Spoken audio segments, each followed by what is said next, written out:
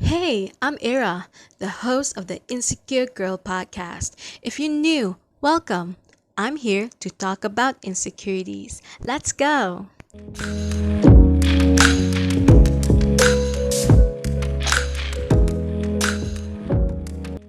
Well, hello there.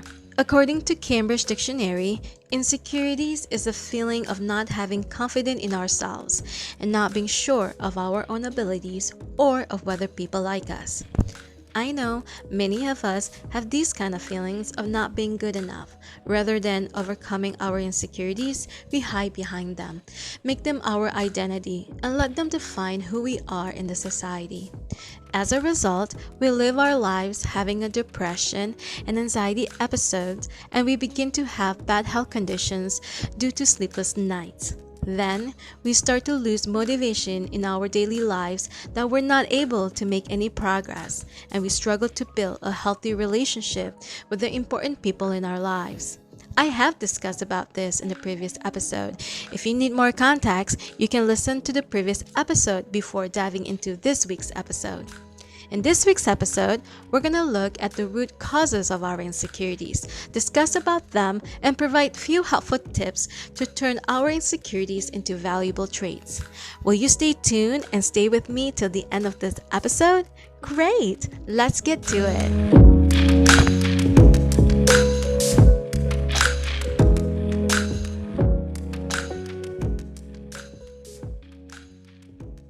Let me ask you something. Why is it important for us to understand our insecurities? And why not a lot of people are talking about it except for the experts? First of all, you need to understand that your insecurities are personal. It is important to you and only you. Even the expert can't deny your insecurities. For that reason, it is important for you to understand your insecurities, dive deep into it, explore the setbacks, and find acceptance in order to move forward and rise above them. Before you can do that, you need to identify the root causes of your insecurities. That is the topic for this week's episode. I will share a personal story that allows me to identify the root causes of my insecurities. These examples are related to the root causes of insecurities that have been talked about by experts.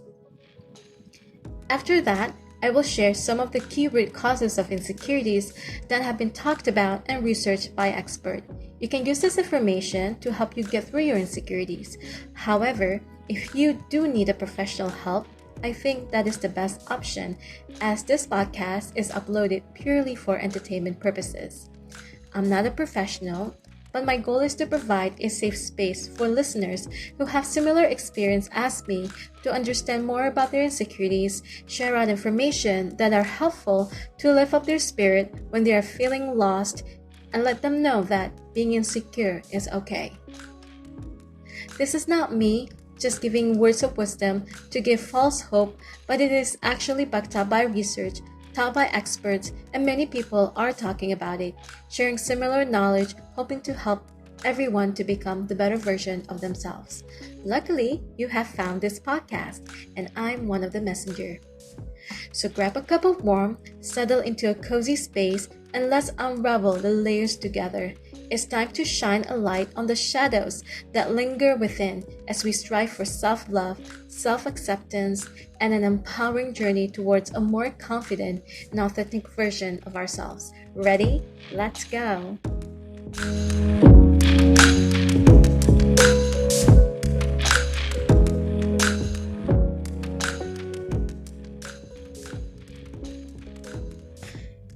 Here is my personal stories about insecurities.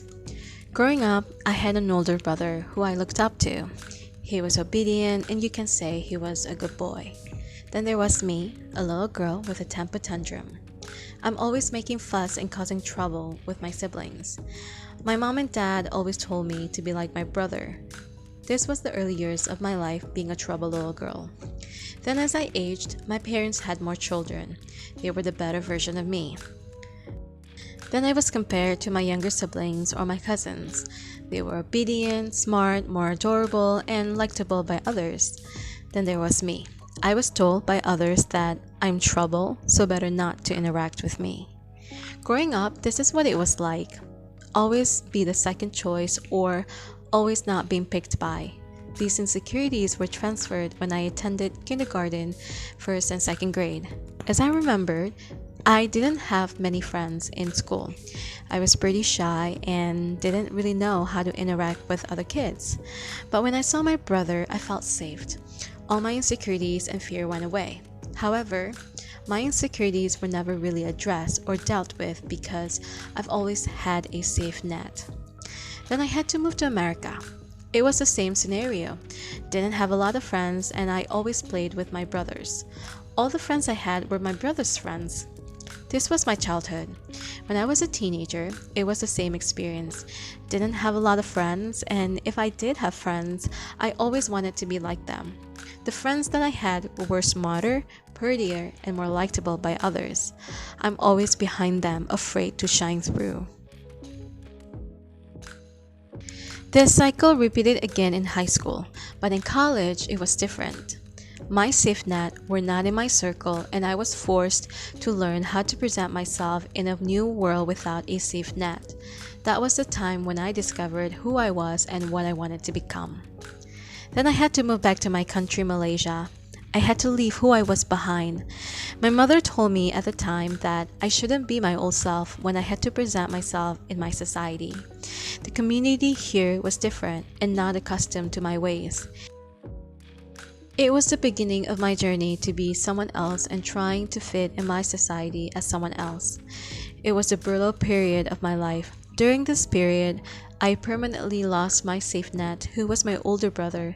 He was taken by the universe and I was forever on my own in this journey called life. My insecurities increased and I was in a journey of torturous encounters with so many mental health issues. It's when my anxiety and depression level increased up to my eyeball. From that moment on, I never bothered to work on my insecurities but continued to live my life hoping to find my purpose the best that I can without any safe net. I never recovered, didn't know the meaning of a healthy relationship with myself or others, never had a boyfriend, struggling to survive on a daily basis. I lived my life according to other people's rule. I became more insecure, not sure of who I am, and struggled to get through the day on a daily basis. The reason I'm sharing with you this story is to let you know that your insecurities begin early in your life. If the environment forced you not to embrace who you are, then this way of thinking would continue to take over in your adult life. One of the root cause of our insecurity is past trauma. As for me, it was the environment of not embracing who I am and the tragedy of losing my dear brother. The experience made me feel alone, hopeless, and unsure of who I am all the time. I always looked in my past because I felt like it defined me as a person. Another root cause of insecurities is failure. For my whole life, all I know was failure. People said I should be immune to failure by now, but it's farther from the truth. I didn't have a support system to work through my failure. I had to learn to accept failure on my own, and sometimes it wasn't in a healthy way. It was mostly self-pity and self-criticism. My inner voices were harsh and brutal. I became more insecure and I had no one to help me with my struggle.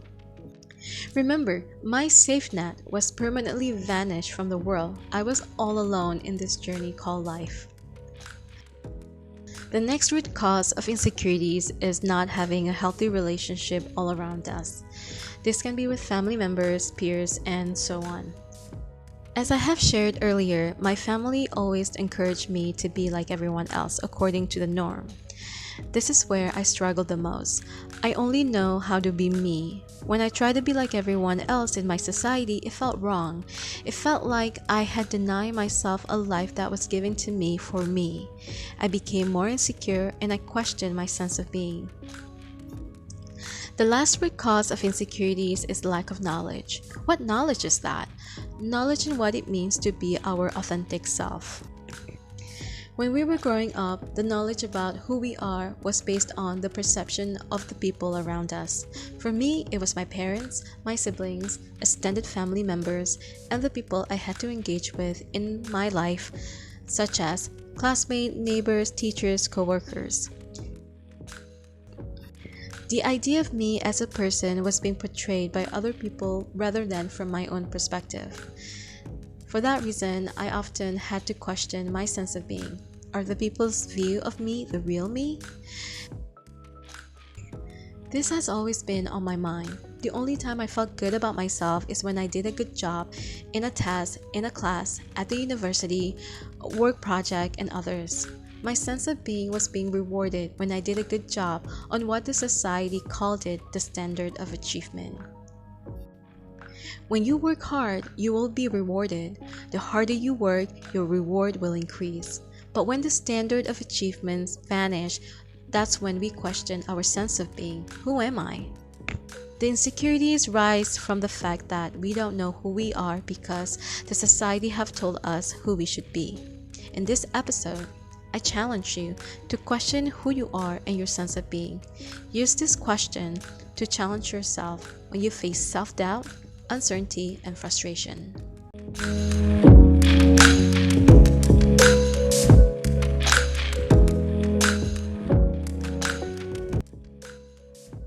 So, what do you think of the content so far? These are my stories, and the reason I'm sharing is to provide comfort to others, letting them know that they are not alone. Some of us are fortunate enough to have a partner, but many of us are on this journey alone. As an individual, we have to make an effort to reach out to as many people as possible to remind ourselves that we are not alone. So once we have an idea of what are the possible root cause of insecurities, we can start to work through them. This is the solution segment for this episode. The solution means sharing exercises that I had tried to help with my insecurities. These exercises are the very first steps to healing and rising above our insecurities. The goal is to help you become the better version of yourself so you can give positivity to the world.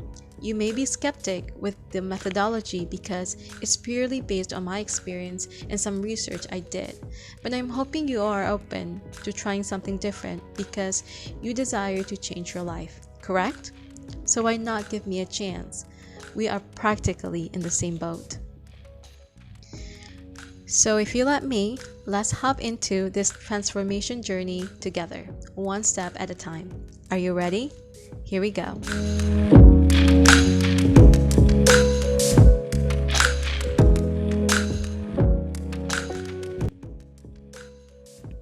The first one is accepting the past. The root cause of our insecurities is mainly from our childhood and the trauma we encounter. By accepting our past, we're not only letting go, but we're acknowledge the experience that we went through. Some of the experiences were good and some were not so good. Regardless, the incident happened, and what we can do is to take those experiences as lesson learned. Then we're able to move on, stay focused on the present, and have the confidence to take on new challenges in our lives. The second tip is to build a healthy inner voice. This is the most challenging task for any insecure person out there. It's challenging because of the unkind words we have been using in order to deal with our insecurities. Rather than being kind to ourselves during a moment of anguish, instead, we choose to be harsh because that is what we have been taught. To build a healthy inner voice, first we must imprint kind words into our memory. What you can do is make a list of unkind words you have been using and replace them with kinder words. Memorize these words, and during a moment of anguish, use these words to lift up your spirit. This way, you are being your own cheerleader. If you can be your own cheerleader, then who will? The third tip is to learn to like yourself. This is also another challenging task to do for an insecure person. The reason being is because we don't even know what to like about ourselves. All our lives, we have disliked ourselves because that is the response we have received from our surrounding.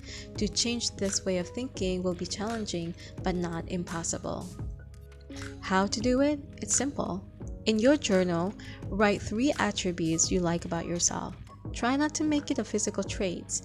It can be about your desire, your dreams, or your passion. For example, for me, The first one I will write is that I'm consistent, meaning that I will try even though it's hard and even if I will fail or keep failing so many times. I have to be honest though. It was really hard to write that first attribute, what I like about myself, while writing this segment to give you listeners an example. I had to think really hard about it, what I like about myself. That means you will have similar experience as me while doing this exercise, and that's okay. You have to question your self-value, and you may feel disheartening about the relationship you have with yourself, and that's okay. The main purpose for this exercise is to help you build up your inner self.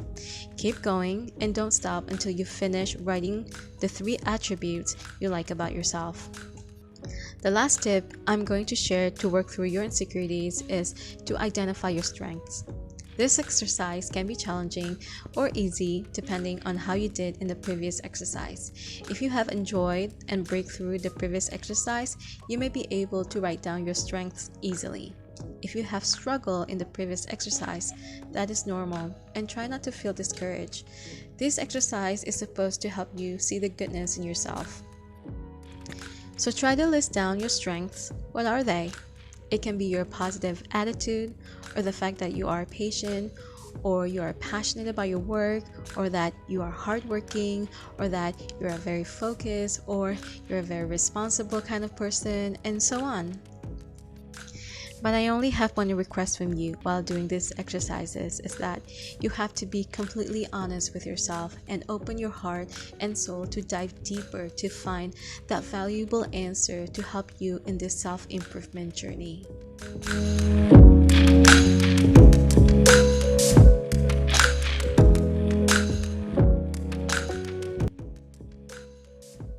Hey, we're almost at the end of this episode. Let's recap. Our insecurities are personal to us. No one can deny what we feel and how we see ourselves, no matter what other people around us are saying. Our insecurities makes us special as an individual. With insecurities, we must learn to work through them, use them to our advantage, and be the better version of ourselves. It starts with understanding the root causes of our insecurities, which are past trauma, failures, unhealthy relationship, and lack of knowledge of being our authentic selves. What we can do to work through our insecurities is to learn to accept our past, build a healthy inner voice, learn to like ourselves, and identify our strengths. These exercises aim to give us the confidence we need to take on the next step to become the better version of ourselves. If you find this week's episode content helpful, subscribe to the Insecure Girl podcast. We provide content relating to insecurities and tips on how to work through them.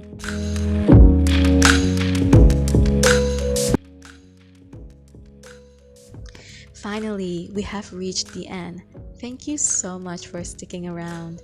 I really appreciate it, and I hope you enjoyed the content I provided in this week's episode. I'm just an ordinary person sharing my personal stories, hoping to help others in my situation. If you really need help with self-esteem, it's better to find a professional to help you with your struggle.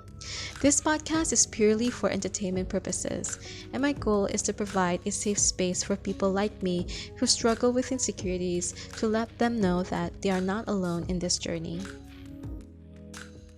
By addressing our insecurities, I believe it will lead us to acceptance so we can work through our insecurities rather than hiding behind them. In the end, we can become the better version of ourselves and continue to improve. If you have enjoyed this episode, you will enjoy next week's episode where I'll be sharing my personal experiences with insecurities in details.